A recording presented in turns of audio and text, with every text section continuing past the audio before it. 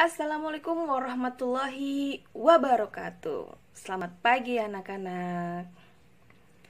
Hari ini kita akan belajar matematika, yaitu akan membahas soal cerita bilangan bulat. Banyak sekali anak-anak yang susah untuk memahami soal cerita, sehingga jawabannya salah atau kurang tepat. Nah, pada hari ini Ibu akan memberikan cara mudah mengerjakan soal cerita bilangan bulat. Langkah utama ketika ada soal cerita, kita harus jadikan kalimat matematika. Bagaimana caranya? Yaitu baca, tulis. Artinya, baca dulu per kalimat.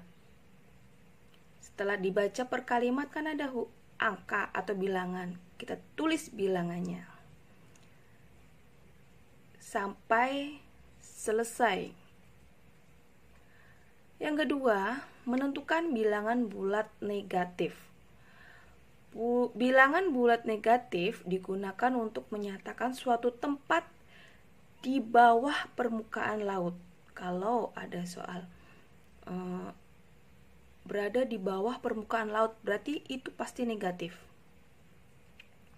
Bilangan bulat negatif juga untuk menyatakan suhu udara di bawah 0 derajat. Nah, itu juga negatif. Kalau dinyatakan, contoh soalnya. Nah, soal yang pertama. Suhu di suatu kota pada pagi hari 26 derajat Celcius. Titik, ya kan? Berarti kan satu kalimat. Baca, tulis. Nah, sudah kita baca tadi. Suhu di suatu kota pada pagi hari 26 derajat Celcius. Kita tulis dong. Kan baca tulis ya. Langsung tulis. 26 derajat Celcius. Oke. Pada siang hari suhunya naik 10 derajat Celcius. Stop. Sampai di situ. Jangan diteruskan bacanya. Stop dulu. Ada tanda koma. Pada siang hari suhunya naik. Suhunya naik berarti bertambah atau berkurang. Suhu naik berarti bertambah ya. Kita kasih tanda positif. Positif 10 derajat Celcius. Lanjutkan bacanya. Lalu pada malam hari suhunya turun lagi 9 derajat Celcius. Turun berarti berkurang 9 derajat Celcius. Nah, inilah yang disebut dengan kalimat matematika ya. Kalau soal cerita sudah dijadikan kalimat matematika, itu akan lebih mudah untuk kita mengerjakan. Nah, sekarang tinggal hitung. 26 derajat Celcius ditambah 10 derajat Celcius berapa? 26 tambah 10 36. Berkurang 9 derajat Celcius. 36 dikurangi 9. Berapa ya? Berapa hasilnya? Ya, 26 ditambah 10 sama dengan 36 derajat Celcius dikurangi 9 derajat Celcius sama dengan 27 derajat Celcius. Oke, kita lanjut contoh yang kedua. Risa bekerja di sebuah kantor yang berlantai 25 di atas tanah. 25, tulis. 25 dan 3 lantai di bawah tanah. Berarti ada berapa lantai? 28 lantai.